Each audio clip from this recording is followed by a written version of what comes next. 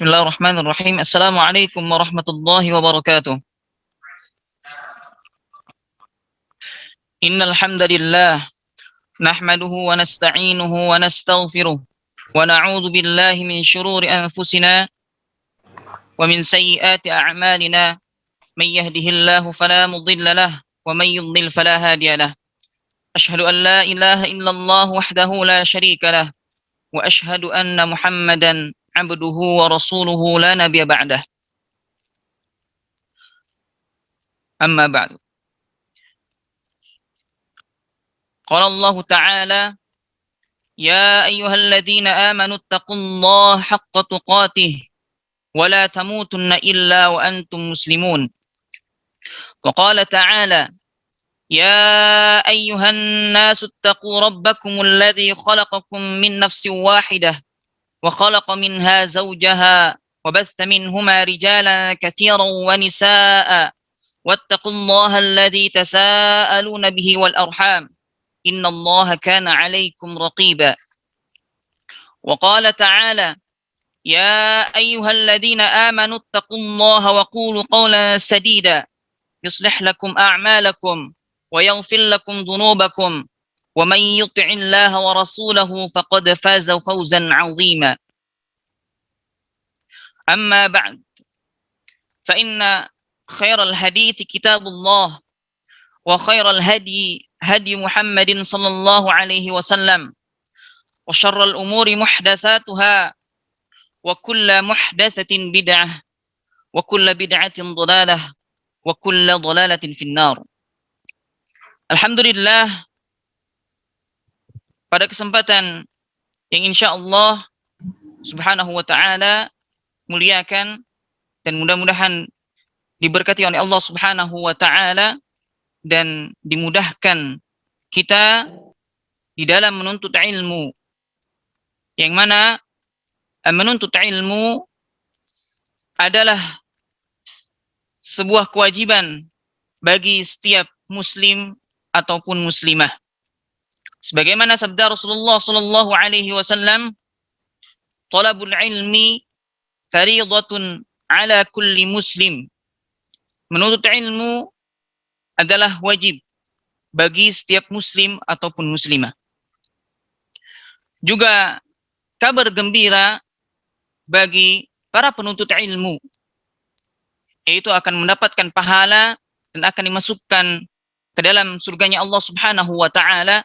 Sebagaimana sabda Nabi sallallahu alaihi wasallam, man salaka tariqan yaltamisu fihi ilman sahhalallahu lahu bihi tariqan ilal jannah. Di dalam hadis ini jelas sekali bahwa seseorang yang menempuh jalan untuk menuntut ilmu, maka Allah subhanahu wa ta'ala akan mudahkan jalannya menuju surganya Allah subhanahu wa ta'ala. Mudah-mudahan kita termasuk para penuntut ilmu yang dimasukkan ke surganya Allah subhanahu wa ta'ala. Amin ya rabbal alamin. Insyaallah ta'ala daurah hadis syarhul hadis al-arba'in an-nawawiyah wa ziyadah Ibnu Rajab. Insyaallah daurah ini akan diselenggarakan selama 1 bulan ke depan, selama 1 minggu. Selama 1 minggu, ya. Mulai hari ini, itu tepatnya hari Selasa, sampai hari Sabat, Yom Sabat, ya, sampai hari Sabtu. Jika tidak selesai daurah kita, insyaallah ta'ala akan dilanjut pada tanggal 26 Juli 2021. Ya, jadi kurang lebih 2 minggu jadinya. Ya, masa Idul Adha tidak ada daurah, ya, tapi nanti daurah akan dilanjut di tanggal 26. Jadi 1 minggu sebelum pergantian bulan, ya, sebelum pergantian ke bulan yang baru insyaallah ta'ala. Jika telah selesai dalam 1 minggu, ya, maka akan diadakan daurah lain, yaitu mengenai panduan sebelum mewarisi sanad ilmiah, bagaimana uh, faidah atau manfaat mempunyai sanad yang bersambung kepada para ulama yang menulis buku-buku atau kutub ulum syar'iyyah, ya. Insyaallah taala. Baik, terkait dengan sanad, saya akan jelaskan sedikit, ya. Sanad atau riwayah, insyaallah kita pada hari ini, pada di daurah kali ini, itu akan menjelaskan terkait dengan kitab Arba'in An-Nawawiyah dan tambahannya dari Ibnu Rajab, ya. Baik itu secara riwayatan atau dirayatan. Baik itu secara riwayah itu ada silsilah sanadnya nanti bersambung kepada penulis kitab, ataupun dirayah. Dirayah itu apa? Terkait dengan pengetahuannya, ya. Maksud atau penjelasan dari hadis tersebut. Ya, jadi kita belajar secara riwayat ataupun secara dirayahnya, ya. Ada silsilah sanadnya nanti. Dan cara-cara untuk mendapatkan sanad yang bersambung kepada penulis kitab itu kurang lebih disebutkan di dalam kitab Mustalahul Hadis. Ya, ada 8 cara. Ada 8 cara, ya. Oh, aksar, bisa lebih. Karena emang ada yang menyebutkan 8, atau ada yang menambah, para ulama ada yang juga menambahkannya lebih dari 8. Tapi yang utama yang pokoknya itu 8. Ya. Dan pengambilan sanad ulum syar'iyyah dengan Al-Qur'an itu berbeda. Ketika seorang ingin mengambil sanad ilmiah yang bersambung pada penulis kitab, ya, kitab-kitab ulum syar'i, itu tidak dituntut kita untuk memahami atau tahu penjelasannya, ya. Tidak ada syarat, maksudnya tidak ada syarat untuk kita memahami syarahnya, penjelasannya. Tapi kalau kita faham bahasa Arab, ya, tahu bahasa Arab, faham bahasa Arab, ya, insya Allah ketika dibacakan kitab tersebut kita faham. Mungkin ada penjelasan atau kalimat-kalimat yang memang perlu dijelaskan, ya, perlu dijelaskan, ya. Oleh karena itu para ulama, demi tersambungnya silsilah sanad, terjaganya silsilah sanad ini, makanya para ulama terutama di zaman sekarang, itu zaman corona, ya, wabah atau pandemi sedang merajalela di negara kita dan di belahan dunia lainnya, ya.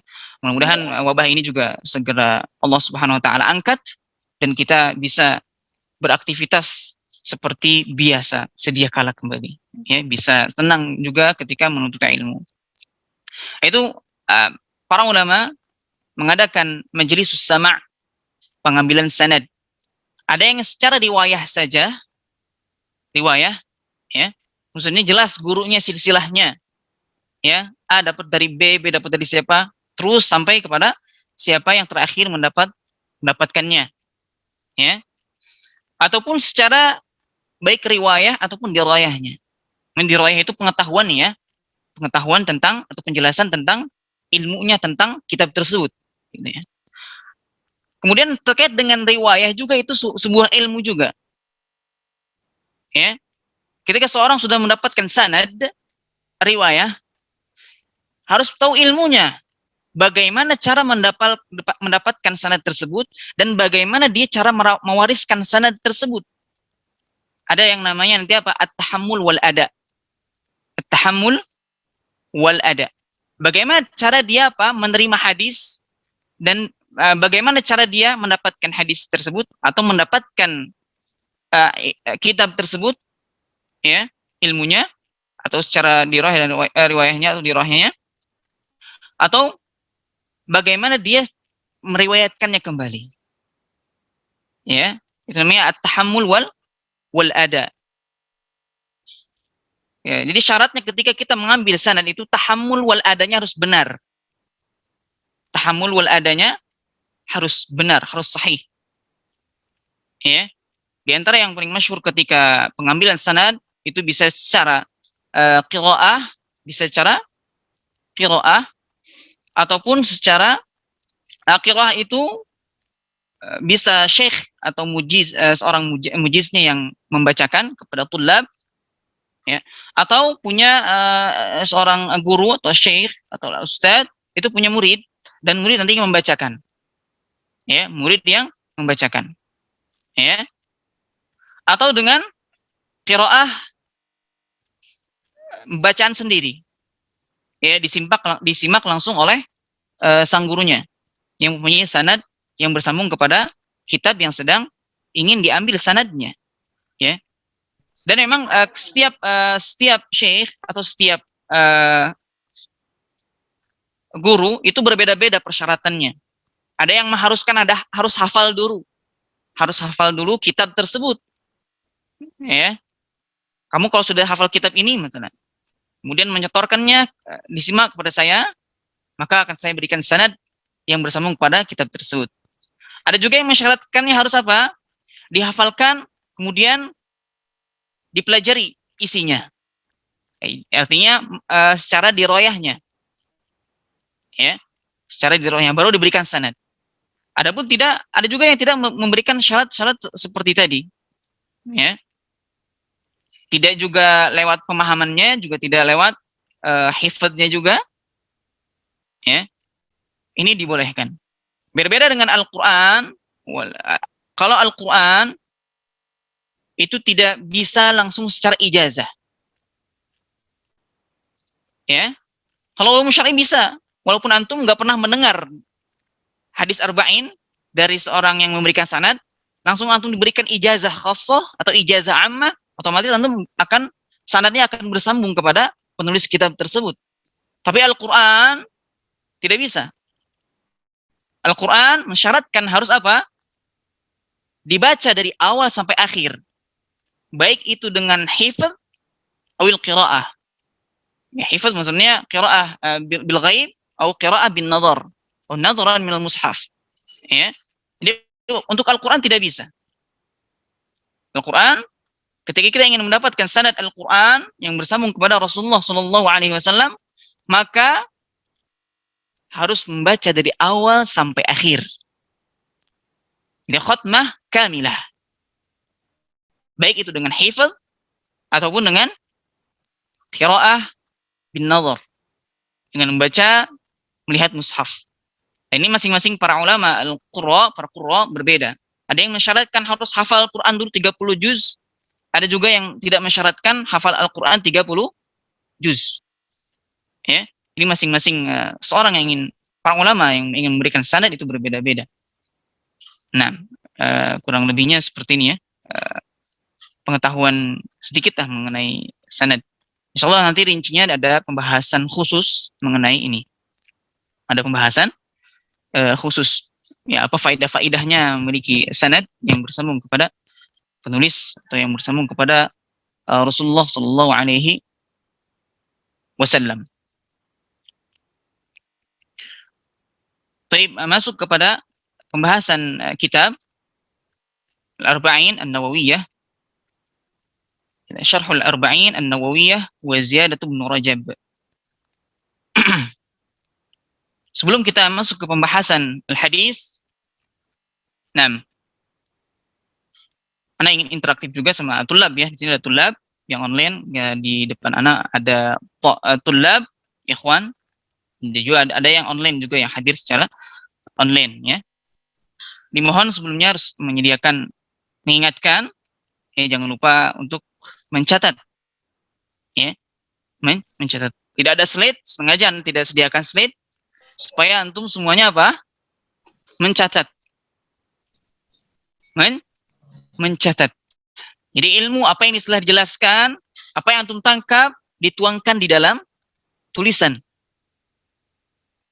Ya. Bagaimana dikatakan qayyidul ilm bil kitabah. Ikatlah ilmu dengan tulisan.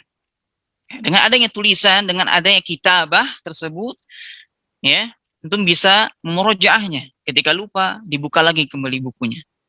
Ya. Nah, penulis kitab hadis Arba'in An-Nawawi itu adalah Al-Imam An-Nawawi. Ya. Siapa namanya? Al-Imam An-Nawawi. Ya, tapi ini bukan nama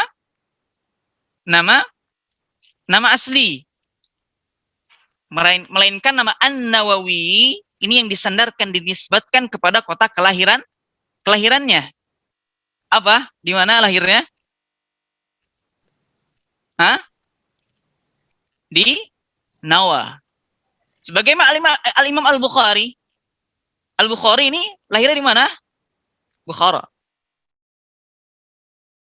Si An-Nawawi juga lahir di Nawa. Ya. Nama beliau adalah Yahya ibn Sharaf bin Hasan bin Husain An-Nawawi Ad-Dimashqi. An-Nawawi Ad-Dimashqi. Ya. Apa? Yahya ibn Sharaf ibn Hasan ibn Husain An-Nawawi. Ya. Nah, ulang kembali. Yahya ibn Sharaf ibn Hasan ibn Husain An-Nawawi Ad-Dimashqi. Beliau mempunyai kunyah Abu Zakaria. Abu Zakaria. Ya. Beliau dilahirkan di bulan Muharram, itu tahun 631 Hijriah. Ya. Di Nawa. Di Nawa. Ya. Nawa ini adalah sebuah kampung, ya, sebuah kampung di daerah Dimashq. Damaskus, kalau tidak tahu bahasa Arab, itu bahasa Arab Dimashq. Damaskus. Ya. Dan ini Damaskus ini yang sekarang yaitu menjadi ibu kota apa? Suriah. Ya, menjadi ibu kota Suriah. Dan beliau Al-Imam An-Nawawi dididik oleh ayah beliau. Ya. Yang memang ayah beliau ini terkenal dengan kecerdasan, ya, kesolehannya dan ketakwaannya kepada Allah Subhanahu wa taala. Ya. Beliau Al-Imam An-Nawawi ini mulai belajar di Katatib. Katatib ini sebuah tempat belajar baca tulis. Ya, tempat belajar baca tulis untuk anak-anak.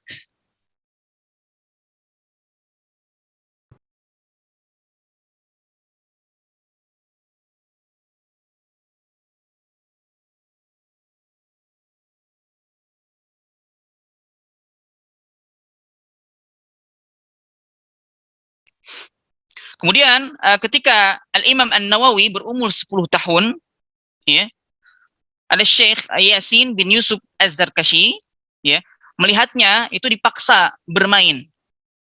Sampai Al-Imam An-Nawawi ini menangis. Ya. Sampai menghindar dan menolak ketika diajak main oleh teman-temannya. Kemudian menangis karena apa? Paksaan untuk main tersebut. Ya. Kemudian Syekh ini berkata bahwa anak ini diharapkan akan menjadi seorang yang paling pintar dan paling zuhud pada masanya. Ya, dan bisa memberikan manfaat yang besar kepada umat Islam. Kemudian perhatian ayah dan guru beliau pun menjadi semakin besar. Ya. Beliau tinggal di tempat kelahirannya Al-Imam An-Nawawi itu selama kurang lebih 18 tahun. 18 tahun. Ya. Kemudian pada tahun 649 Hijriah, beliau memulai rihlah talibul ilm ke Dimashq. Ya, ke Dimashq. Dengan menghadiri halaqah-halaqah ilmiah yang diadakan oleh para ulama di kota tersebut. Ya. Kemudian ia tinggal di madrasah Ar-Rawahiyah. Beliau Imam Nawawi, ya, ini tinggal di madrasah Ar-Rawahiyah. Ini dekat dengan Al-Jami Al-Umawi, ya. Dan disinilah beliau menjadi talibul ilm, ya, sebagaimana kesibukannya yang paling utama itu menuntut ilmu, ya. Disebutkan bahwa beliau ini selalu menghadiri 12 halaqah dalam sehari. Masya Allah, luar biasa sekali ya. Bayangkan 12 halaqah. Ya. Antum saja di sini, halaqah ada berapa kali? Berapa kali halaqah? Halaqah tahfidz saja 3 kali. Misalnya. Ya. Al-Imam An-Nawawi sampai berapa? 12 halaqah. Ya. Al-Imam Nawawi ini sangat rajin sekali. Ya. Dan banyak menghafal banyak hal. Dan ia pun Al-Imam Nawawi mengunggul di teman-temannya yang lain, ya. Kemudian beliau pernah berkata, dan aku menulis segala yang berhubungan dengannya, baik penjelasan kalimat yang sulit maupun pemberian harokat pada kata-kata, dan Allah telah memberikan berkah dalam waktuku. Lihat. Ya. Al-Imam An-Nawawi selalu menulis ilmu yang beliau dapatkan. Ya, dari kata-kata yang sulit, atau mungkin kalau kitab yang tidak ada harakatnya, beliau tidak tahu, diharakatin. Diberikan harakat. Ya. Kemudian beliau juga mempunyai guru. Di antara guru-guru beliau, yaitu adalah Abul Baqa An-Nablusi, kemudian Abdul Aziz bin Muhammad Al-Ausi, ya. Kemudian Abu Ishaq Al-Muradi, Abul Faraj Ibnu Qudamah Al-Maqdisi, kemudian Ishaq bin Ahmad Al-Maghribi, dan Ibnul Fiqrah. Ini di antara guru-guru beliau. Ya. Kemudian di antara murid-murid beliau itu adalah Ibnul Attar, ya, Asy-Syafi'i, Abul Hajjaj Al-Mizzi, kemudian Ibnun Naqib Asy-Syafi'i, ya. Abul Abbas Al-Ishbili, dan Ibnu Abdul Hadi. Ya. Di antara beliau tadi, murid-murid yang tadi disebutkan, ya, murid-murid beliau yang meriwayatkan sanad yang bersambung kepada al-imam gurunya, Al-Imam Nawawi langsung, itu dari Ibnu Al-Attar Asy-Syafi'i dan Ibnu Abdul Hadi. Tadi yang nama-nama yang disebutkan, murid-muridnya itu nanti bersambung ke situ. Sebelum Imam Nawawi ada Ibnu Al-Attar.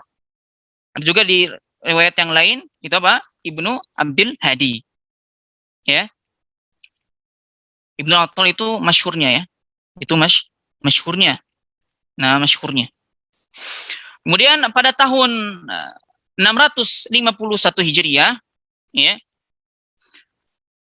Al-Imam An-Nawawi ini menunaikan ibadah haji bersama ayahnya. Ya. Kemudian beliau pergi ke Madinah dan menetap di sana selama 1,5 bulan. Selama 1,5 bulan. Setelah itu baru beliau kembali ke Dimashq. Ya. Kemudian pada tahun 665 Hijriah, beliau mengajar di Darul Hadis Asy-Syarafiyah. Ya. Ini ada di Dimashq, di Damaskus. Ya. Dan beliau, Masya Allah, menolak untuk mengambil gaji. Ya. Menolak untuk mengambil gaji. Kemudian beliau juga digelari dengan gelar apa? Muhyiddin. Apa Muhyiddin artinya? Hah?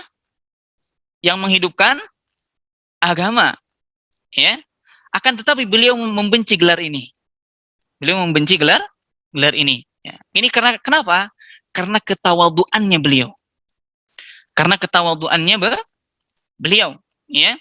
Di samping itu, agama Islam adalah agama yang hidup dan kokoh, ya, tidak memerlukan orang yang menghidupkannya, ya, sehingga menjadi hujah atas orang-orang yang meremehkannya atau meninggalkannya. Ya, diriwayatkan bahwa beliau pernah berkata, aku tidak akan memaafkan orang yang menggelariku Muhyiddin. Ya. Ini diikuti dari perkataan beliau. Kemudian juga Al-Imam An-Nawawi adalah seorang yang zuhud, seorang yang wara dan bertakwa. Ya, beliau sederhana, qanaah dan berwibawa. Dan beliau juga menggunakan banyak waktu beliau dalam ketaatan kepada Allah Subhanahu wa taala. Ya. Sering tidak tidur malam untuk ibadah atau menulis. Ya. Beliau juga menegakkan amar ma'ruf nahi munkar termasuk kepada para penguasa dengan cara yang telah digariskan oleh agama Islam. Ya. Beliau menghabiskan waktunya ibadah, menulis. Makanya banyak karya-karya beliau, tulisan-tulisan beliau yang Masya Allah tersebar di kalangan kaum muslimin, baik thalibul ilm atau orang-orang awam pun sekali. Dan berkah sekali. Ya, banyak yang mengkaji ya karya-karya beliau. Ya, belajar melalui kitab-kitab beliau. Beliau dikisahkan Al-Imam An-Nawawi ini pernah menulis surat yang berisi nasihat kepada pemerintah, ya, dengan bahasa yang halus sekali, ya. Suatu ketika Al-Imam An-Nawawi dipanggil oleh Raja Al-Zahir, ya, Bebris, ya, untuk menandatangani sebuah fatwa, ya, yang ditulis oleh Al-Zahir ini, Bebris ini, ya, Raja Al-Zahir ini pada waktu itu. Kemudian datanglah beliau yang bertubuh kurus dan berpakaian sangat sederhana. Ya. Kemudian raja pun meremehkannya dan berkata, tanda tanganilah fatwa ini. Ya. Kemudian beliau membacanya dan menolak untuk apa? Untuk membubuhkan tanda tangannya. Ya, Al-Imam Nawawi menolak. Kenapa? Kemudian raja marah kan? Raja Al-Zahir Bebris ini marah. Ya. Kemudian berkata, kenapa? Kemudian beliau menjawab, karena berisi kezaliman yang nyata. Kemudian raja semakin marah dan berkata, pecat dia dari semua jabatannya. Ya. Kemudian para pembantu raja bawahannya berkata, dia tidak punya jabatan. Tidak punya jabatan sama sekali. Ya. Maksudnya jabatan di dalam pemerintah, ya. Bukan jabatan bukan ulama, maksudnya jabatan di dalam pemerintahan. Kemudian raja ingin membunuhnya, tapi Allah Subhanahu wa taala menghalanginya, ya. Kemudian raja ini ditanya, kenapa tidak engkau bunuh dia padahal sudah bersikap demikian kepadamu, ya, kepada Tuhan. Ini kata bawahannya atau pembantu raja tersebut, ya. Kemudian raja pun menjawab, demi Allah, aku sangat segan kepadanya, ya. Aku sangat segan kepadanya. Lihat. Inilah bagaimana seorang ulama bermuamalah dengan penguasa. Ya? Dengan penguasa. Ya. Jika ingin mengeluarkan aspirasinya atau mengeluarkan pendapatnya, bukan berkuar-kuar seperti sekarang ini di jalan-jalan misalnya. Ya. Turun ke jalan, koar-koar, sampai misalnya menjelekkan penguasa dan lain sebagainya. Ini bukan cara yang memang dicontohkan dalam agama kita, itu agama Islam, ya, yang lurus, ya. Kemudian Al-Imam An-Nawawi banyak sekali beliau meninggalkan karya ilmiah sebagaimana tadi Anda sudah singgung, ya. Dan karya ilmiah ini sangat terkenal, ya. Jumlahnya sekitar ada 40 kitab. Ya. Di antaranya dalam bidang hadis ada apa? Yang sekarang kita sedang bahas. Itu apa? Al-Arba'in An-Nawawiyah, ya. Kemudian Riyadhus Shalihin. Kemudian Al-Minhaj, Syarah Sahih Muslim. Kemudian At-Taqrib wa Taysir fi Ma'rifati Sunan Al-Bashir An-Nadhir. Ya. Kemudian dalam bidang fikih beliau punya Minhajut Talibin. Ya, ada Rawdatut Talibin. Kemudian ada Al-Majmu'. Dalam bidang bahasa ada Tahdhibul Asma wal Lughat. Ya. Dalam bidang akhlak ada At-Tibyan fi Adabi Hamalatil Quran. Ada Bustanul Arifin. Ada Al-Adhkar. Itu dalam bidang akhlak. Ya. Dan kitab-kitab ini dikenal sangat luas sekali. Ini termasuk di kalangan orang-orang orang-orang awam, ya, dan memberikan manfaat yang besar untuk umat. Ini semua tidak lain karena taufik dari Allah Subhanahu wa taala. Kemudian keikhlasan dan kesungguhan beliau dalam berjuang. Sehingga kitab-kitabnya apa? Tulisan-tulisan beliau ini banyak dikaji. Ya, siapa coba yang nggak kenal Al-Imam An-Nawawi? Tapi terkadang kenalnya hanya Al-Imam An-Nawawi. An-Nawawi yang mana? Bukan An-Nawawi Al-Bantani ya. An-Nawawi Ad-Dimashqi. Bukan Al-Bantani. Karena ada An-Nawawi juga, tapi An-Nawawi Al-Bantani. Ya, bukan Ad-Dimashqi. Tapi yang saya Pak Ad-Dimashqi. Ya. Nah, kemudian secara umum ya beliau ini termasuk salafi yang memang berpegang teguh pada manhaj ahlul hadis. Manhaj ahlul hadis, ya. Dan beliau tidak terjerumus kepada filsafat. Ya. Dan beliau berusaha untuk meneladani generasi awal umat ini. Ya. Itu apa? Sahabat, tabi'in dan tabi'ut tabi'in. Generasi awal itu 3 kurun yang mufaddalah, yang paling utama untuk kita ikuti. Ya, setelah Rasulullah Shallallahu alaihi wasallam, ya. Dan juga beliau menulis bantahan-bantahan untuk ahlul ahwa wal bidah, ya, yang menyelisihi mereka.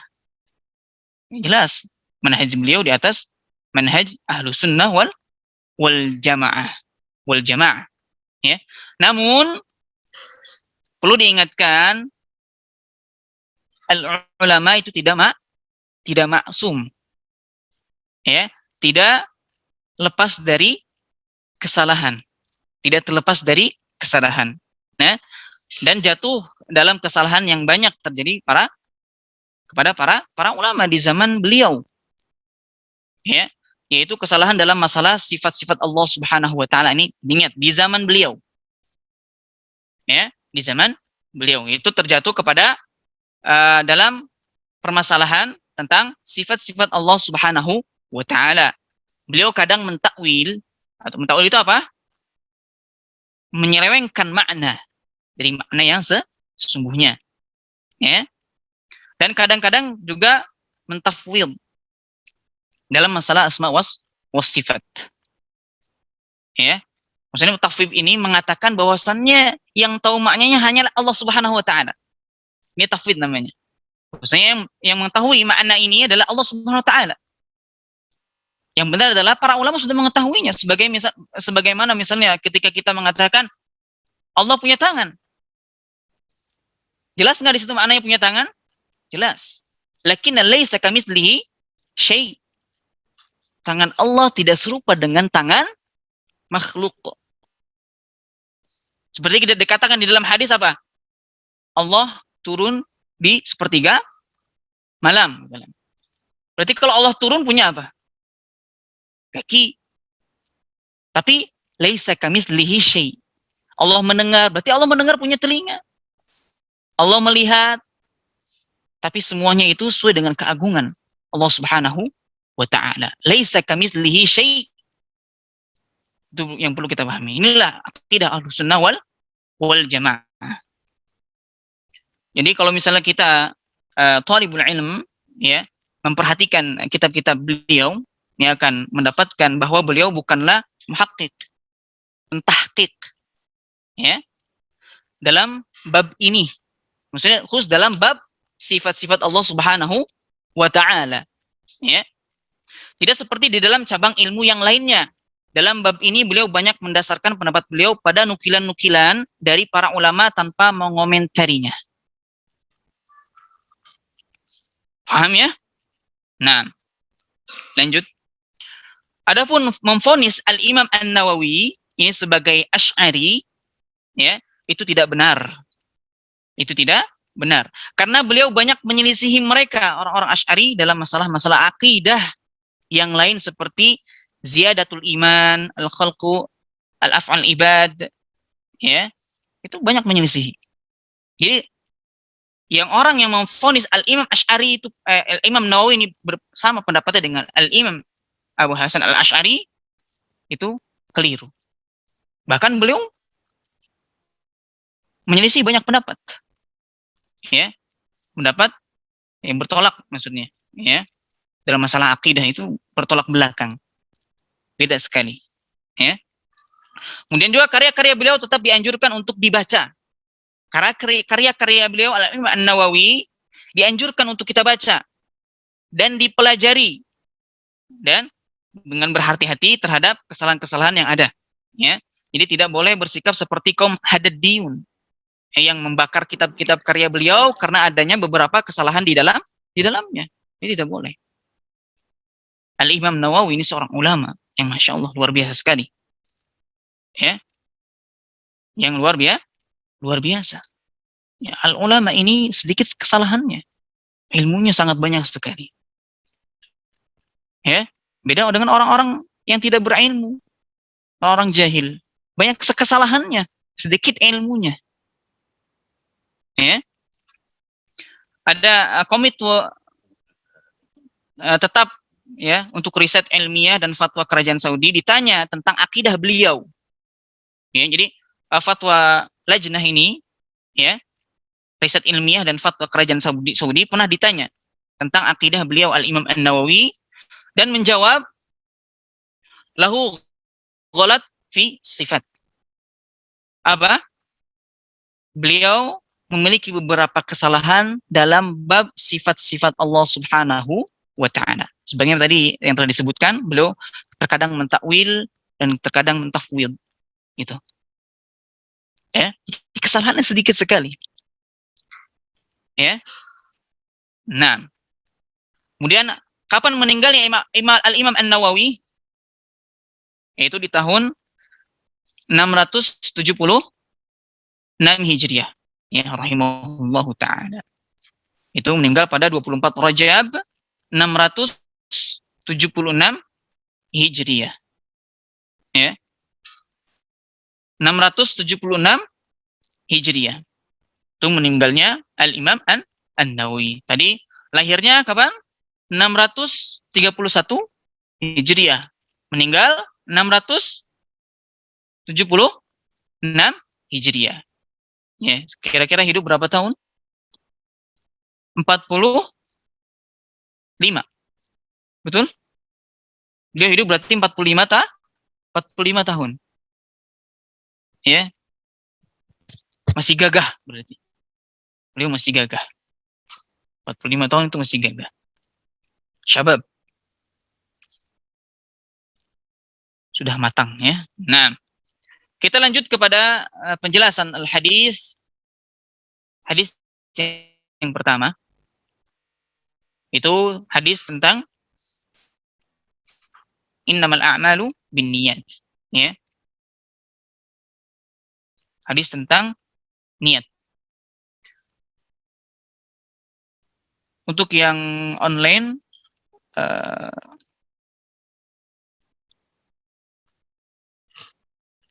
kitabnya kepada admin di grup, mohon di-share kitab yang Anda share di grup, ya.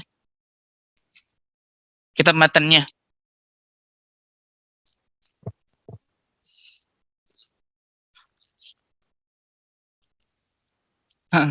Nah,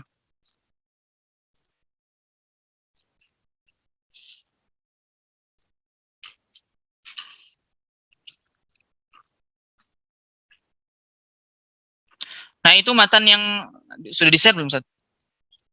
Sudah, ya? Nah, matan itu nanti digunakan untuk majelis sama', ya. Majelis pengambilan sanad. So, nanti insya Allah kita ulangi pembacaan hadisnya dari awal sampai akhir hadis Arba'in An-Nawawi dan ziyadah Ibnu Rajab. Untuk biografi Ibnu Rajab, insya Allah nanti ketika sebelum pembahasan hadis-hadis dari beliau yang ditulis oleh beliau, insya Allah kita akan jelaskan juga biografi beliau rahimahullah.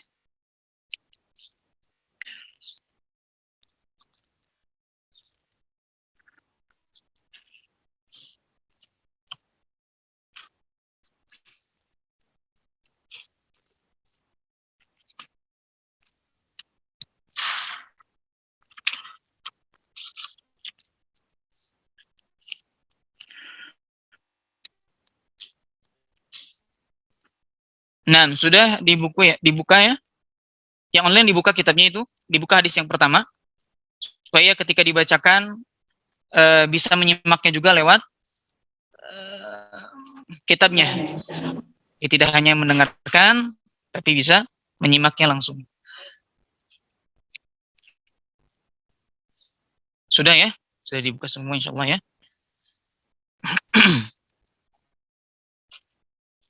Nah, an Amiril Mukminin Abi Hafsin Umar bin Al-Khattab radhiyallahu anhu qala sami'tu Rasulullah sallallahu alaihi wasallam yaqul innamal a'malu binniyat wa innama likulli imri'in ma nawa faman kanat hijratuhu ila Allah wa rasulih fahijratuhu ila Allah wa rasulih wa man kanat hijratuhu lidunya yusibuha aw imra'atin yankihuha fi riwayatin yatazawwajuha fahijratuhu ila ma hajara ilaih. Rawahu Imam al-Muhadditsin Abu Abdullah Muhammad bin Ismail bin Ibrahim bin al-Mughirah bin al-Bardizbah al-Bukhari wa Abu al-Husain Muslim bin al-Hajjaj ibn Muslim al-Qushairi an-Naisaburi fi sahihayhima alladaini huma asahhul kutubil musannafah.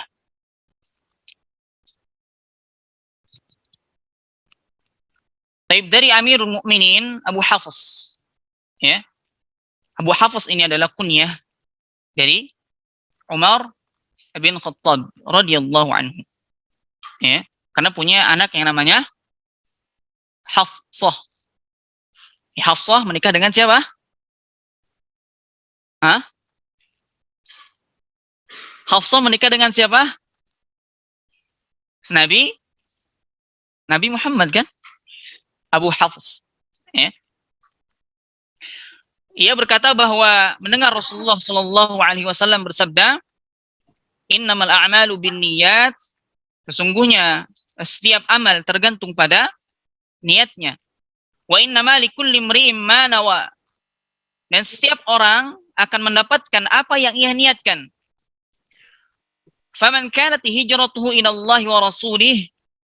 Siapa yang hijrahnya karena Allah dan Rasulnya, fahijratuhu ila Allah wa rasulih. Maka hijrahnya karena Allah dan Rasulnya. Wa man kanat hijratuhu lidunya. Dan siapa yang hijrahnya karena mencari kepentingan dunia, karena mencari dunia, ya. Aw imra'atin yankihuha, atau karena wanita yang ia hendak nikahi, ya. Fahijratuhu ila ma hajara ilaihi. Maka hijrahnya kepada yang ia tuju. Yang ia tuju apa? Ya. Ingin menikahi wanita tersebut, insyaallah Allah akan berikan wanita tersebut. Ya. Jadi hadis tentang niat ini, banyak para ulama yang menulis kitab itu dimulai dengan hadis tentang niat ini. Atau ini juga bisa disebut juga hadis tentang ikhlas. Ya, tentang ikhlas. Ya. Di dalam Al-Imam Bukhari menulis dalam kitabnya, di awal kitab apa? Hadis tentang niat. Ya, juga di beberapa kitab-kitab seperti Riyadhus Shalihin, Umdatul Ahkam, ya, itu Imam An-Nawawi juga dimulai dengan an-niyat. Kemudian juga Al-Imam Muslim di dalam kitabnya Sahih Muslim di bab jihad juga ada apa? Hadis tentang niat. Ya. Dan masih banyak para ulama yang lainnya juga memulai tulisannya itu dengan hadis ini. Ya. Kenapa? Pentingnya niat ketika kita beramal. Ya. Niatnya karena siapa? Niatnya karena orang lain atau niatnya karena Allah Subhanahu wa taala. Begitu juga ketika kita sedang menuntut ilmu. Ya. Harus selalu diperbaharui niat kita. Niat kita datang itu untuk apa? Ya. Kemudian karena siapa? Ya, ini perlu diperhatikan. Ya. Jadi hadis ini menjelaskan bahwa setiap amal ini benar-benar tergantung pada niatnya. tergantung pada niatnya. Dan setiap orang akan mendapatkan balasan sesuai dengan apa yang ia niatkan. Sesuai dengan apa yang ia niatkan. Jadi balasannya sangat mulia. Ya, seorang berniat ikhlas karena Allah Subhanahu wa taala. Ya. Jika seorang niat ikhlas karena Allah Subhanahu wa taala. Jadi balasannya ini sangat luar biasa sekali. Berbeda dengan seorang yang berniat ya, beramal hanya karena mengejar dunia atau karena mengejar wanita yang ia ingin nikahi, ya. Makanya di dalam hadis ini ya, disebutkan contohnya apa? Itu dengan hijrah. Dengan hijrah, ya. Ada yang memang berhijrahnya karena Allah dan Rasulnya, ada juga yang berhijrah karena apa? Dunia dan wanita yang ia ingin dapatkan atau nikahi, ya. Nah, kemudian an-niyah secara bahasa itu al-qasdu. Apa al-qasdu? Awil iradah. Al-qasdu awil iradah. Adalah keinginan, kehendak. Ini lughatan secara bahasa. Sedangkan niat secara istilah syar'i yaitu bermaksud. Ya. Ya. Maksudnya niat secara istilah syar'i adalah apa namanya? Tekad atau azam. Ya, bertekad atau berazam mengerjakan suatu ibadah ikhlas karena Allah Subhanahu wa taala. Ya. Ya, secara istilahan atau terminologi apa? Berazam atau bertekad mengerjakan ibadah ikhlas karena Allah Subhanahu wa taala. Ya. Dan perlu diingatkan juga, niat itu tempatnya di dalam hati. Niat itu tempatnya di dalam hati. Adapun kalimat innamal a'malu binniyat, ya. Ini kalau dilihat dari sudut pandang Al-Manwi, itu amalan. Innamal a'malu binniyat, maksud dari sudut pandang Al-Manwi, ya sesungguhnya setiap amal tergantung pada niatnya. Ini maksudnya amal. Ya, ini berkaitan dengan amalnya. Sedangkan kalimat wa innama likulli imri'in ma nawa, setiap orang yang akan mendapatkan apa yang ia niatkan. Ya. Ini kalau dilihat dari sudut pandang al-manwi anhu, al-manwi lahu, ya, yaitu kepada siapakah amalan tersebut ditunjukkan. Ya. Ikhlas lillahi ta'ala ataukah ditujukan kepada selain Allah Subhanahu wa taala. Ya. Adapun faidah yang dapat diambil dalam hadis ini adalah yang pertama, di dalam kitab Jawami'ul al-Ulum al-Jami, dalam kitab Jami al-Ulum wal Hikam, ya. Hadis ini dikatakan oleh Al-Imam Ahmad ini sebagai salah satu hadis pokok dalam agama Islam. Nah, jadi disebut usulul Islam. Ya. Kemudian juga Al-Imam Ibnu Daqiq, Imam Ibnu Daqiq Al-Aid, ya, dalam syarahnya, beliau punya syarah kitab namanya Syarah Arba'in An-Nawawi juga, ya, menyatakan bahwa Al-Imam Asy-Syafi'i mengatakan kalau hadis ini bisa masuk dalam 70 bab fikih. Ya. Kemudian juga ada ulama lain yang mengatakan bahwa hadis ini sebagai sulusul Islam, itu sepertiganya agama Islam. Ya. Kemudian Al-Imam Ahmad dan juga Al-Imam Asy-Syafi'i berkata, hadis tentang niat ini mencakup sepertiga ilmu. Kenapa dikatakan sepertiga ilmu? Karena mencakup apa? Niat. Hati. Niat itu letaknya di mana? Di dalam hati. Kemudian apa? Ucapan, juga perbuatan. Dan niat itu masuk ke salah satu dari tiga tersebut. Ya. Itu yang pertama. Yang kedua, tidak mungkin suatu amalan ada kecuali sudah diniatkan terlebih dahulu. Ya. Kecuali sudah diniatkan terlebih dahulu. Adapun jika ada amalan yang tanpa niat, ya, maka itu tidak disebut demikian. Ya, pasti misalnya seperti amalan orang yang tidur, ya kan? Kalau tidak ada niat, ya. Jadi kalau tidak ada niat maka tidak disebut seperti amalan. Ya, seperti apa? Orang yang tidur, orang yang apa? Orang yang gila, ya. Ya itu tidak, kalau tidak ada niat tidak disebut apa? Amalan. Sedangkan orang yang berakal, ya itu tidak demikian. Orang yang berakal, karena kalau gila berarti nggak berakal kan? Akalnya hilang, sedang hilang. Ya. Jadi setiap beramal pasti sudah memiliki niatnya. Ketika antum mendengar azan, misal, ya, mendengar azan, kemudian antum pergi ingin berwudu. Sebelum antum melakukan wudu tersebut, apakah sudah niat belum? Sudah. Anda bilang tadi apa? Mustahil ketika antum mengerjakan perbuatan tanpa ada niat.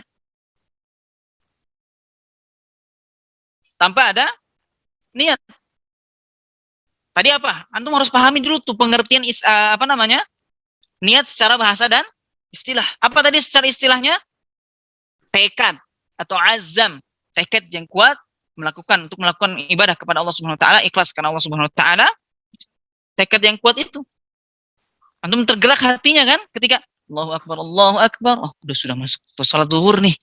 Wudu dulu pasti kan. Antum jalan ke kamar mandi wudu. Ini sudah termasuk di niat belum?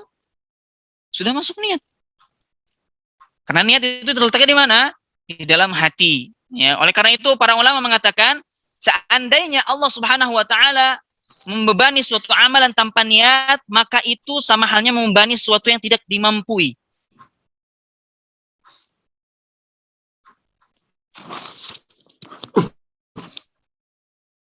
Ya, ini perkataan ulama. Dan yang ketiga, setiap orang akan mendapatkan apa yang ia niatkan. Ya, jadi maksud hadis ini adalah setiap orang akan memperoleh pahala yang ia niatkan. Ini dari Abu Yazid Ma'nan. Ini kita perhatikan contoh dua hadis ini. Dua hadis contohnya. Dari Abu Yazid Ma'nan bin Yazid bin Al-Khannas radhiyallahu anhum. Ini ayah dan kakeknya termasuk sahabat Nabi Shallallahu alaihi wasallam. Ya. Ayahnya yaitu Yazid dengan Al-Khannas itu termasuk siapa? Sahabat Nabi Shallallahu alaihi wasallam. Di mana Ma'nan ini berkata bahwasannya ayahnya yaitu Yazid ya pernah mengeluarkan beberapa dinar untuk niat sedekah. Ya. Kemudian ayahnya ini meletakkan uang tersebut di sisi orang yang ada di dalam masjid. Ya. Maksudnya dikasih kepada orang yang ada di masjid untuk mewakilkan untuk memberikan sedekah ini. Gitu loh. Paham ya? Kemudian lantas Ma'nan pun mengambil uang tadi. Mengambil uang tadi. Ya. Lalu ia menemui ayahnya dengan membawa uang dinar tersebut. Kemudian ayah Ma'nan, itu siapa? Yazid, ya, berkata, sedekah itu sebenarnya bukan ditunjukkan untukmu, padamu. Ya, Ma'nan pun mengadukan perihal hal tersebut kepada Rasulullah Shallallahu Alaihi Wasallam. Kemudian Rasulullah SAW berkata, laka ma nawaita ya Yazid, walaka ma akhadta ya Ma'an. Ya, engkau dapatkan apa yang engkau niatkan wahai Yazid, sedangkan wahai Ma'nan, engkau boleh mengambil apa yang engkau dapati. Ini yang menunjukkan bahwasannya apa? Niat itu wa innamal likulli imri'in ma nawa. Ya, setiap seorang itu akan mendapatkan sesuai dengan apa yang ia niatkan. Ya.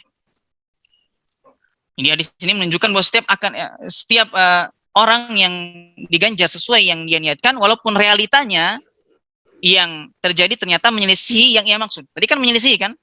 Maksud ayahnya tadi ini sedekah ini bukan buat siapa? Bukan buat Ma'nan. Ya, tapi buat orang yang tidak mampu. Ya, orang yang berhak maksudnya. Gitu ya. Kemudian yang kedua, Aisyah radhiyallahu anha berkata bahwasanya Rasulullah Shallallahu alaihi wasallam bersabda, "Yaghzu jayshunil Ka'bah, fa idza kanu bi baida'a minal ardi yukhsafu bi awwalihim wa akhirihim." Ya. Akan ada suatu kelompok pasukan yang hendak menyerang Ka'bah, kemudian setelah mereka berada di suatu tanah lapang, ya. Ini mereka semuanya dibenamkan ke dalam perut bumi dari orang yang pertama hingga orang yang terakhir. Qalat qultu ya Rasulullah, kaifa yukhsafu bi awwalihim wa akhirihim wa fihim aswaquhum wa man laysa minhum. Aisyah kemudian berkata, saya pun bertanya, wahai Rasulullah, bagaimanakah semuanya dibenamkan dari yang pertama sampai yang terakhir, sedangkan di tengah-tengah mereka terdapat para pedagang serta orang-orang yang bukan termasuk golongan mereka. Maksudnya tidak berniat ikut menyerang Ka'bah gitu. Ya, tidak berniat untuk menyerang Ka'bah. Kemudian qala yukhsafu bi awwalihim wa akhirihim thumma yub'atsuna ala niyyatihim. Tuh lihat. Ya. Rasulullah SAW menjawab, mereka semuanya akan dibenamkan dari yang pertama sampai yang terakhir. Sampai yang di dalam hatinya tidak ada niat untuk menyerang Ka'bah pun dibenamkan. Ya. Kemudian nantinya mereka akan dibangkitkan sesuai dengan niat mereka. Ya. Ini contoh bahwasannya apa? Wa inna malikulli imri'in ma nawa. Ya, seorang itu akan mendapatkan sesuai dengan apa yang ia niatkan. Ya. Kemudian niat itu tadi berarti apa? Bermaksud dan berkehendak. Ya. Jadi letak niat itu hanya di dalam hati. Sebagaimana yang dikatakan oleh Al-Imam Ibnu Taimiyah, Syekhul Islam Ibnu Taimiyah rahimahullah ta'ala mengatakan, wan niyatu mahalluhal qalbu bittifaqil ulama. Fa innawa biqalbihi wa lam yatakallam bilisanihi ajza'athu. Ya. Ajza'athu an-niyata bittifaqihim. Ya. Niat itu letaknya di hati berdasarkan kesepakatan ulama. Jika seorang berniat di hatinya tanpa ia melafalkan dengan lisannya, maka niatnya sudah dianggap sah berdasarkan kesepakatan para ulama. Ya. Ini juga dikatakan oleh para ulama apa? An-niyatu mahalluhal qalb. An-niyatu mahalluhal qalb. Wal lafzu anhu bid'atun. Ya. Niat itu letaknya di dalam hati. Melafalkannya termasuk perkara yang diadakan dalam syariat Islam. Ya. Kemudian juga Syekhul Islam Ibnu Taimiyah menjelaskan, siapa saja yang menginginkan melakukan sesuatu, maka secara pasti ia telah berniat. Ya. Ketika antum ingin tidur pun, ketika antum ingin pergi kemana pun, ya, pekerjaan apa yang antum lakukan pasti sudah ada niat di dalam hati. Ya. Semisal di hadapannya disodorkan makanan misalnya, lalu ia punya keinginan untuk menyantapnya, ya, maka ketika itu pasti ia telah berniat untuk disodorkan nih, untuk menamu disodorkan makanan. Nah, anak urid hakada, anak urid an akul matan. Saya ingin makan ini, gitu ya. Pasti ada niat di situ. Demikian misalnya ketika ia ingin berkendaraan atau melakukan perbuatan yang lain, bahkan jika seorang dibebani suatu amalan lantas dikatakan tidak berniat, maka sungguh ini adalah pembebanan yang mustahil dilakukan. Karena setiap orang yang hendak melakukan suatu amalan yang disyariatkan atau tidak disyariatkan, pasti ilmunya telah mendahuluinya di dalam hatinya. Inilah yang namanya niat. Nah, ini sebagaimana dikatakan oleh Syekhul Islam Ibnu Taimiyah di dalam Majmu' Al-Fatawa. Kemudian yang kelima, niat ada dua macam. Ya. Niat ada dua macam. Yang pertama, niat itu ditunjukkan untuk mengharapkan wajah Allah Subhanahu wa taala, dan yang kedua apa? Niat amalan. Niat amalan.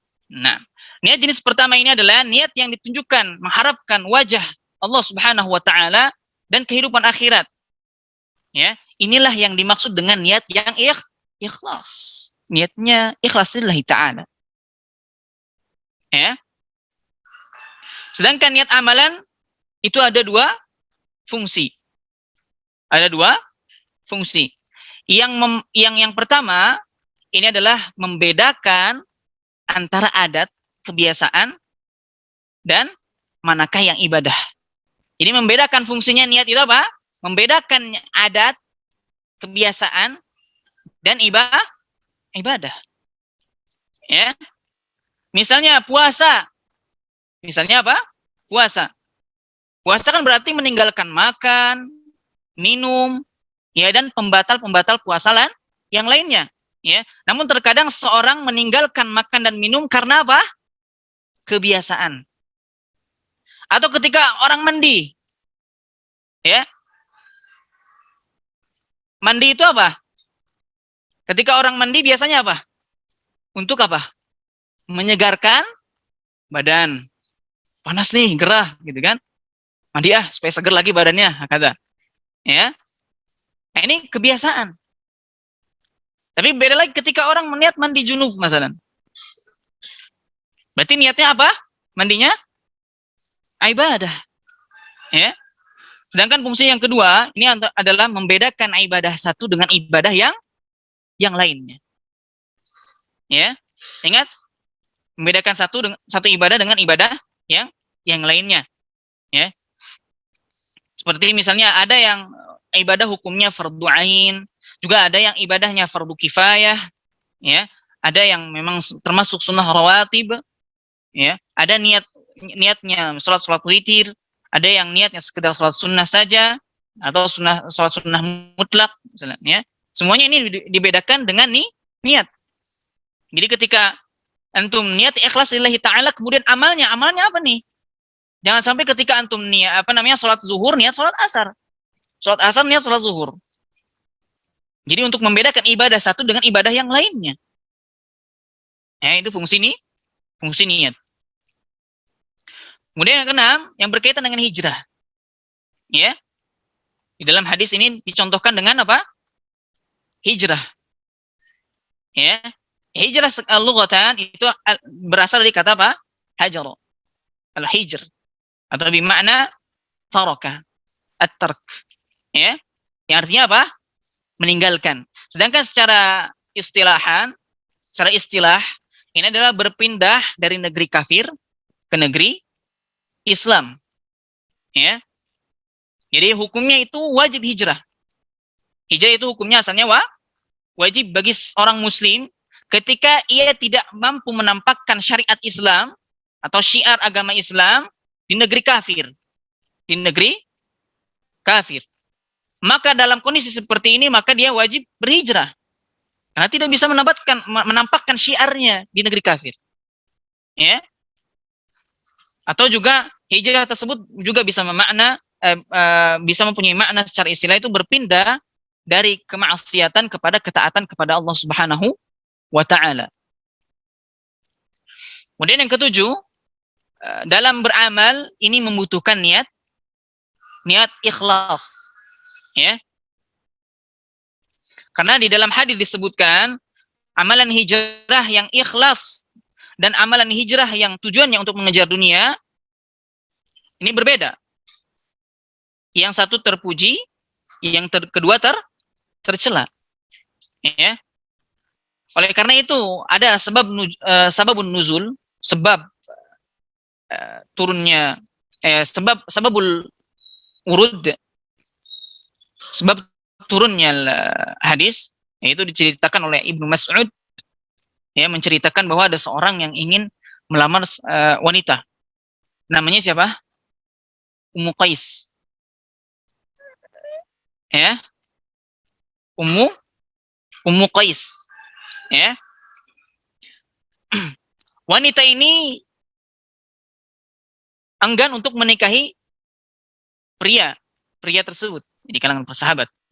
Ya, sampai laki-laki itu berhijrah dan akhirnya menikahi Ummu Qais. Jadi laki-laki ini hijrah ke Madinah. Wanita ini hijrah ke Madinah. nih laki-laki ini ikut juga hijrah ke Madinah. Ya, sampai kenapa ingin menikahi wanita tadi. Jadi hijrahnya ini bukan karena Allah dan Rasulnya, melainkan tujuannya karena dunia dan wanita yang ingin dia nikahi. Ya, maka orang-orang pun menyebutnya siapa? Muhajir Ummu Qais. Ya, Muhajir Ummu Qais. Ya, kemudian Ibnu Mas'ud mengatakan, siapa yang berhijrah karena sesuatu, fahuwalahu, maka ia akan mendapatkannya. Ya, maka dia akan mendapatkannya. Dan perawinya ini siqah ya, sebagaimana disebutkan dalam Tahar at-Tasrib, ya. Tahar at-Tasrib, dalam kitab Tahar at-Tasrib. Namun Ibnu Rajab tidak menyetujui kalau cerita Ummu Qais jadi landasan asal cerita dari hadis innamal a'malu binniyat. Jadi ada Ibnu Rajab ini tidak setuju. Namun perlu kita ingat juga, hijrah bukan karena lillah, ya, bukan karena Allah Subhanahu wa taala atau cari ridhonya, maka tidak dibalas oleh Allah Subhanahu wa taala. Ya, tidak akan dibalas oleh Allah Subhanahu wa taala. Ini lama daurahnya kita 1 jam atau 1 jam 30 ya. Jadi insya Allah 20 menit lagi selesai, jam 7. Kita selesaikan niat ini, hadis tentang niat ini. Kemudian amalan lain yang sama dengan hijrah, ya, dan rusaknya amalan tersebut tergantung pada niat. Ini sebagaimana yang dikatakan oleh Imam Ibnu Rajab, ya. Kemudian Anas bin Malik radhiyallahu anhu berkata, "Man talabal ilma liyujariya bihil ulama aw liyumarisa bihis sufaha aw yasrifa bihi wujuhan nas ilaihi adkhalahu Allahun nar." Barang siapa yang menuntut ilmu hanya ingin digelari ulama, seorang yang berilmu, atau untuk berdebat dengan orang-orang sufaha, orang-orang bodoh, ya, supaya dipandang oleh manusia, ya, wah, si anu hebat, ilmunya luar biasa, kata. Ya, Allah akan memasukkannya ke dalam neraka. Ini wa'id, ya, ancaman. Bukan kita menvonis, bukan. Tapi ini adalah wa'id, ancaman. Ancamannya ada neraka. Bagi seorang yang menuntut ilmu bukan karena Allah Subhanahu wa taala. Kemudian dari Abu Sa'id Al-Khudri radhiyallahu anhu, di mana dia berkata, "Kharaja alaina Rasulullah sallallahu alaihi wasallam wa nahnu natadzakarul Masih ad-Dajjal." Ya, Rasulullah sallallahu alaihi wasallam pernah keluar menemui kami dan kami sedang mengingatkan akan bahaya Al-Masih ad-Dajjal. Dajjal, ya, fitnah Dajjal. Faqala, lantas beliau berkata, "Ala ukhbirukum bima huwa akhwafu alaikum indi minal Masihid Dajjal?" Maukah kukabarkan pada kalian, ya, apa yang lebih samar bagi kalian menurutku dibanding dari fitnah Al-Masih ad-Dajjal? Kemudian para sahabat berkata, qala qulna bala. Faqala asyirkul khafi an yaquma ar-rajulu yusalli fayuzayyinu salatahu lima yara min nadhari rajulin. Ya. Kemudian para sahabat, ya, bala. Ya, para sahabat berujar demikian. Kemudian kata Abu Sa'id Al-Khudri, beliau pun bersabda, syirik khafi. Ya. Syirik yang samar, untuk tersembunyi. Di mana seorang sholat, lalu ia perbagus sholatnya agar dilihat oleh orang lain. Ya. Hadis ini sahih, hadis ini hasan, diriwayatkan oleh Ibnu Hibban, Ibnu Majah. Nah, dari tadi pembahasan tadi kita, nah bagaimana kalau misalnya amal itu tercampur dengan riya? Hah? Ya. Jika riya misalnya ada dalam semua ibadah, jadi riya seperti ini ditemukan pada orang-orang munafik. Orang munafik dan orang kafir. Jika riya ini ada di semua ibadah. Ya. Contoh misalnya, orang yang terjerumus ke dalam riya atau batalnya suatu ibadah karena riya atau tidaknya. Misalnya yang pertama, jika ibadah dari awal tidak ikhlas. Antum ketika ibadah dari awal tidak ikhlas, ya, maka ibadah tidak sah dan tidak diterima. Ya. Maksudnya tidak ikhlas karena Allah Subhanahu wa taala, karena orang lain. Dari awal sudah niat seperti itu. Maka ibadah ini tertolak. Ya. Kemudian niat awal dalam ibadahnya ikhlas.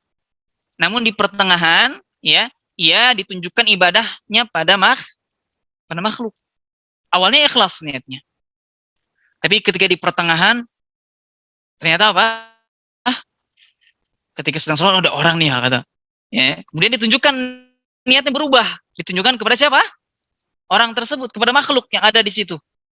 Ya, maka pada saat itu ibadahnya juga batal. Itu nggak dapat apa-apa. Ya. Kemudian jika niat awalnya ibadahnya ikhlas, namun di pertengahan ia tambahkan dari amal awalnya, ya, kepada selain Allah Subhanahu wa taala, dalam artian dia niatnya ikhlas karena Allah juga ditambahkan juga karena selain Allah Subhanahu wa taala. Ya, misalnya dengan dia perpanjang bacaan Al-Qur'annya, ya, dari biasanya pendek-pendek. Ketika banyak orang, dipanjangin bacaannya. 1 juz misalnya. Hah? Karena ada temannya atau karena ada orang lain, ya. Maka tambahan ini yang batal. Yang dinilai batal. Namun niat awalnya tetap ada dan tidak batal. Hah? Dan inilah amalan yang tercampur apa? Ria. Ini amalan tercampur ria nih. Ya, amalan tercampur ria. Misalnya, contoh yang terakhir, niat awalnya sudah ikhlas. Ya. Niat awal sudah ikhlas, sampai akhir pun ikhlas. Namun setelah selesai ibadahnya apa? Muncul pujian dari orang lain. Si Anu ibadahnya luar biasa, kata. Si Anu bacaannya luar biasa. Ya. Maka ini adalah berita gembira yang berupa kebaikan, ya, yang disegerakan bagi orang-orang yang beriman. Ya, karena datangnya setelah apa? Setelah ibadah itu selesai. Ada pujian dari orang lain. Ini busyra, ya. Ya, tilka ajal busyra lil mu'min. Ya. Kemudian yang ke-8, manusia diganjar bertingkat-tingkat sesuai dengan tingkatan niatnya. Ya, jadi ada yang sama-sama sholat, ya, namun ganjarannya jauh berbeda. Ada yang sama-sama puasa, ganjaran yang berbeda. Ada yang sama-sama sedekah, ya, namun pahalanya jauh berbeda juga. Ya, ini semuanya karena dilihat dari niatnya. Makanya Nabi Shallallahu Alaihi Wasallam menyatakan tentang para sahabat yang hidup bersamanya, la tasubbu ashabi falau anna ahadakum anfaqa misla uhudin zahaban ma balagha mudda ahadihim wala nasifah. Ya. Jadi janganlah kalian mencela sahabatku. Seandainya salah seorang di antara kalian menginfakkan emas semisal gunung Uhud, maka itu tidak bisa menandingi 1 mud infak sahabat. Ya. Bahkan tidak pula separuhnya. Di sini diriwayatkan oleh Bukhari dan Muslim. Jadi sebagian ulama itu menyatakan niat itu bertingkat-tingkat. Ya, tingkatan-tingkatan ganjaran itu dilihat dari niatnya, bukan dilihat dari puasa atau sholatnya. Ya, bukan dilihat dari puasa atau sholatnya, melainkan dilihat dari niatnya. Kemudian yang ke-9, orang yang berniat melakukan amal soleh, namun terhalang melakukannya, ini bisa dibagi menjadi 2 juga. Yang pertama, amalan yang dilakukan sudah menjadi kebiasaan. Ya, atau menjadi rutinitas dia, ya, rajin dan dijaga. Jadi udah kebiasaan dia beramal. Misalnya antum puasa sunnah, ya, Senin Kamis atau Ayyamul Bid, dan amalan ini sudah menjadi rutinitas dan dijaga kebiasaan dia, ya. Kemudian amalan ini ditinggalkan karena misalnya ada suatu uzur syar'i atau halangannya, ya. Maka orang seperti ini tetap dicatat pahala amal tersebut secara sempurna. Masya Allah. secara sempurna. Ya, sebagaimana sabda Nabi Shallallahu Alaihi Wasallam, "Idza maridal abdu aw safara kutiba lahu mithlu ma kana ya'malu muqiman sahihan." Ya, jika salah seorang sakit atau bersafar, maka ia catat mendapat pahala seperti ketika ia dalam keadaan mukim, tidak bersafar, atau ketika sehat. Sempurna pahalanya. Antum sudah biasa Senin puasa Senin Kamis, Ayamul Bid. Di suatu ketika antum tepat di hari itu untuk berpuasa, sakit. Sehingga tidak berpuasa. Allah berikan catatan pahala yang sempurna. Karena sudah menjadi rutinitas harian antum. Rutinitas antum ibadah antum. Rajin dan dijaga. Ya.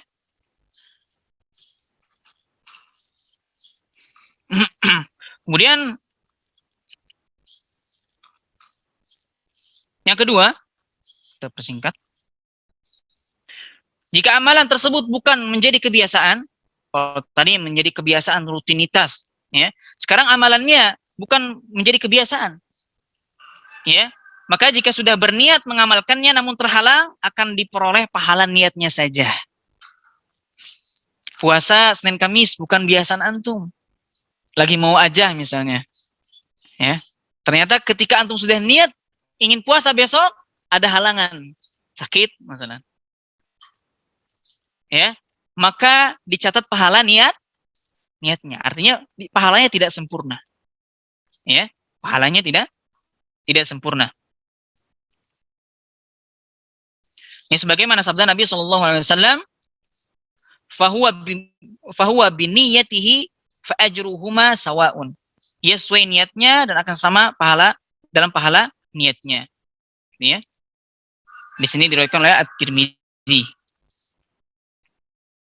Nah, kemudian juga tidak cukup dengan niat ikhlas. Ya, tidak cukup dengan niat ikhlas. Ketika kita niatnya sudah ikhlas, walakin ya, amal kita apa? Kita beramal bukan dengan amal yang disyariatkan oleh Allah dan Rasulnya. Artinya tidak ittiba. Tidak ittiba. Ya, amalan yang kita kerjakan tidak sahih, walaupun niatnya sahih, tapi amalnya tidak sahih.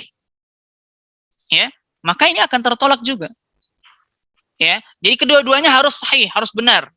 Niatnya sahih lillahi ta'ala, ya, wal amal sahih aydan.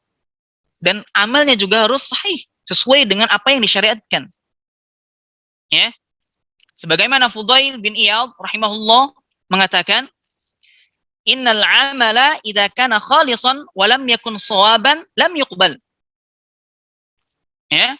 Yang namanya amal, jika niatnya ikhlas namun tidak benar, artinya amal yang dikerjakan itu enggak benar, enggak sahih gitu. Niatnya ikhlas lillahi ta'ala, taqarruban ila Allah ta'ala, untuk mendekatkan diri kepada Allah, lihat ikhlas lillahi ta'ala. Ya. Tapi tidak benar, tidak sesuai dengan sunnah Nabi SAW, tidak ittiba kepada Nabi SAW, maka lam yuqbal, tidak diterima. Ya. Wa idza kana shawaban wa lam yakun khalisan lam yuqbal. Ya. Amalan tersebut sama halnya jika amalan tersebut benar namun niatnya apa? Tidak benar. Karena orang lain tadi, karena selain Allah, ya, lam yuqbal aidan, maka tidak akan diterima juga, merdud. Ya. Kemudian hatta yakun khalisan was-shawaban, fal khalis an yakun lillahi was-shawab an yakun 'ala sunnah. Ya. Amalan tersebut barulah diterima jika ikhlas dan benar. Maksudnya amalannya sesuai dengan tuntunan apa yang disyariatkan oleh Allah dan Rasulnya. Ya. Jadi yang namanya ikhlas berarti niatnya untuk menggapai ridha Allah Subhanahu wa taala, sedangkan disebut benar jika sesuai dengan petunjuk Rasulullah sallallahu alaihi wasallam. Dan inilah yang menjadi syurut atau syarat sahnya diterimanya ibadah. Ada berapa jadinya? 2. Ikhlas lillahi ta'ala, ittiba'us sunnah. Mengikuti sunnah Nabi Shallallahu Alaihi Wasallam. Ya, ada juga yang bisa menggugurkan tauhidnya kalau tauhidnya nggak benar. Kalau berbuat syirik, amalnya akan dihapuskan juga nanti. Makanya para ulama juga ada yang menambahkan jadi 3. Yang pertama apa? Mentauhidkan Allah Subhanahu wa taala, tidak berbuat kesyirikan. Kemudian kedua, niatnya ketika mengerjakan amal ikhlas lillahi taala. Yang ketiga, baru apa? Ittiba'us sunnah. Jadi ada yang menyebutkan 3, ada juga yang menyebutkan langsung 2. Seperti ini ya. Nah, waktunya antum tinggal 5 menit lagi. Anak kira sudah cukup penjelasannya. Masih ada sebenarnya sedikit lagi penjelasannya. Namun waktu sudah tinggal 5 menit lagi ya waktunya.